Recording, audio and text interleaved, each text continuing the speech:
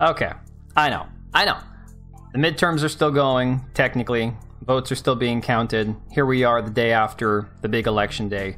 And it seems like GTA 6 is going to be out before we even have the results from Arizona. Like, trust me, I get it. There's seemingly more pressing things to worry about than gaming journalism. But you know what? We need a distraction every now and then. There's nothing wrong with that. Let's take a look over here at what the current trend in gaming journalism seems to be. The trend for the last several years, going back towards, 2015, 2016, whenever Gamergate was really popular, it's been a few years. I wasn't really paying attention to it at the time. I was busy having kids. So, you'll have to forgive me if I get the dates wrong. But since Gamergate, it's been the convenient punching bag of most online journo rags that, gamers are evil, toxic, Nazi far-right extremists because they spam N-words online and they're just hateful little evil trolls. And that's been the ongoing narrative for several years now. I mean, when you need a convenient enemy, well, hey, let's just blame the gamers. Blame the gamers. They don't want to fight back, right? They won't fight back. Surely they won't fight back. Well, it's really funny because you take this small group of people online and you start poking them until finally they respond and they fight back and they get angry online, and then all of a sudden you want to just call them all evil, angry, racist Nazi trolls. Isn't that convenient? So I'm not sure if any of you saw this article that came out a few months ago. This is from this summer. I never did a video on this because I quite simply didn't have the time. This was in the peak of my busy work season, but I did want to address it, and I think it ties in well to what we're going to talk about today. So just a quick recap on this article from The Gamer, convenient name for a website. Gamers are terrible people, and we should stop being okay with it. Now, this is definitely low-hanging fruit, I'll admit, but this article basically does everything that we've seen before. Calls gamers evil, calls them racist, calls them incels, calls them phobic, it calls them every name under the sun. Basically, the idea is that gaming is supposed to be inclusive, despite the fact that the gaming culture originated from a very small, marginalized group of people that were more or less social outcasts before corporations realized that they could somehow make gaming popular, and by doing that, rake in billions more than they were making already. So that brings us to where we are now. Kotaku, which is just so much fun to dunk on. I didn't quite ratio them on Twitter, but when this article popped up in my Twitter feed, I got a good little laugh out of it. I did get a decent amount of likes. Didn't ratio them, unfortunately, but you know what? They got ratioed basically by the comments and retweets alone. Article reads, Final Fantasy 16 dev has a terrible answer for why the game is so white. My response, of course, pretty basic, pretty simple. Wait, a Japanese man makes a game inspired by medieval Europe, and your issue is they're all white. Is he a self-hating Japanese man then because he didn't put any Asian ethnicities in the game? I mean, I think that's a fair point. Fair question, don't you think? He is a Japanese man after all. I mean, in America, Asians are still a minority.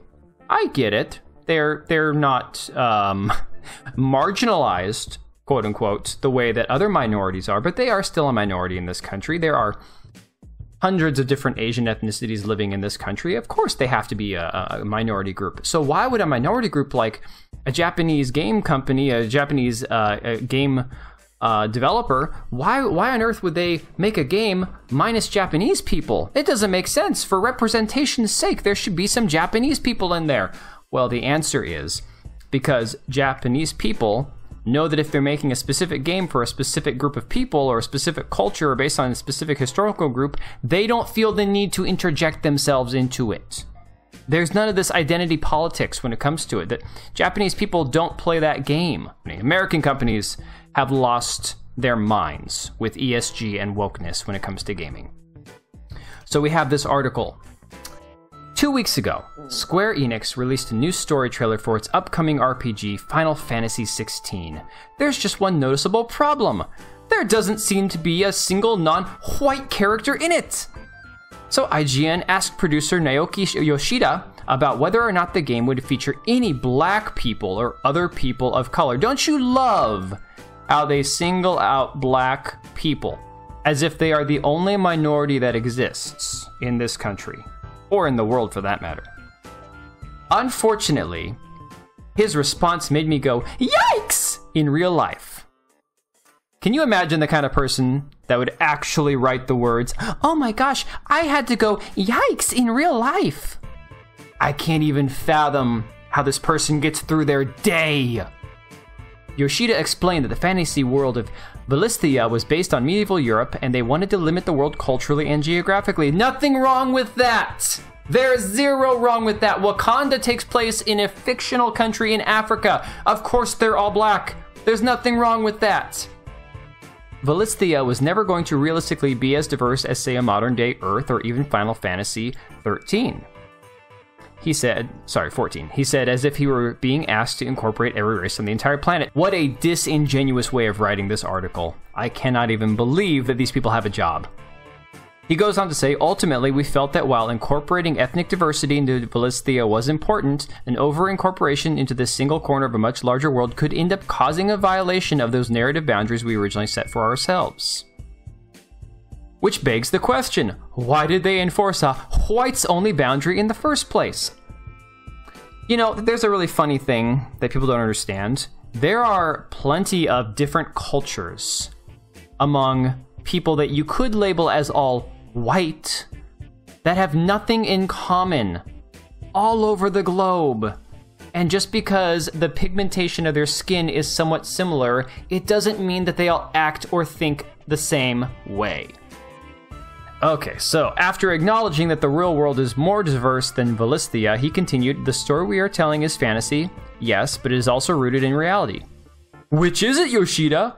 You can't say that your fictional world isn't bound to reality and then use reality to explain why black people can't exist in Velistia. Pick a struggle and stick with it, please. What a little bitch this person is. All right, this is the same argument that we heard about Rings of Power, why they had to incorporate diversity, and I will die on this hill that while the diversity did not make the show worse because the show sucked ass as it was, the fact of the matter is these people, these cultures, these fictional races that were created by Tolkien damn near 100 years ago, there's a reason why they were portrayed, why they were written and looked and were inspired to be the way that they were, based on cultural ideology and cultural geography and cultural beliefs that existed in England at the time that the story was originally written. There wouldn't have been black elves because the elves and the humans and everything else were based in what would have been a parallel to England, to medieval England. And then they try to do this in this article, and I'm so sick and tired of this pathetic, disingenuous argument. What's really frustrating about all this is that black and brown people have already existed in medieval Europe. Let me tell you something. Every time they do this, they go back to one dude blowing a trumpet on a tapestry, and I can't even remember which kingdom it was from which country at what point, but there was one man that had dark skin that somehow was found by a king or an emperor, and he thought, hey, this is kind of funny. I'm gonna put this dude in with my trumpeters because he makes me chuckle because he doesn't look like the rest of them. That is literally like one of the only representations that these people have of dark, brown-skinned people in a place like medieval Europe ever. I just rewatched the trailer and saw a giant winged lady throw ice shards. Apparently that's not too over the top for fantasy realism, but bringing in real people from different races is a step too far. Fuck off.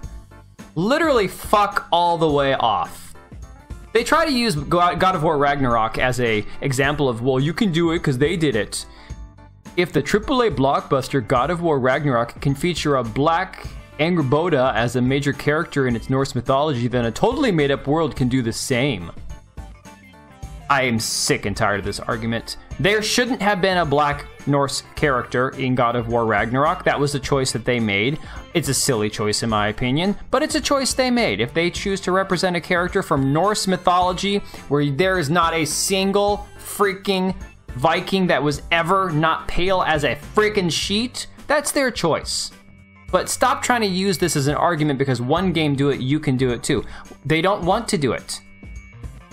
I think what gets me so upset about this is I am sick and tired of seeing people, whether or not you consider yourself to be a quote-unquote gamer or just somebody who enjoys video games, If you want to play a game with all black characters, find a game with all black characters. I don't buy a game based on the skin tone of the characters. I buy it based on whether or not I think I'm going to enjoy the gameplay, I'm going to enjoy the story, and if I'm going to get plenty of playtime out of it. I couldn't care less about identity politics in a game. I don't need all that crap. It's really sad that this is what things have come down to, but you know what? Screw them. Kotaku, The Gamer, IGN, all these companies are losing money left and right because other people are doing their jobs 10 times better than they are without worrying about appealing to all this corporate wokeness nonsense that's out there these days. So you know what? Gamer and Kotaku, good riddance. You do your thing and I'll just dance on your grave when you guys are gone. That being said, if you enjoyed the video, maybe click like and subscribe, it really helps me out. And catch a live stream sometime. I do live streams on Twitch and YouTube. I typically try to play a lot of different games. So hopefully I will see you here for one of them. Thanks and have a good night.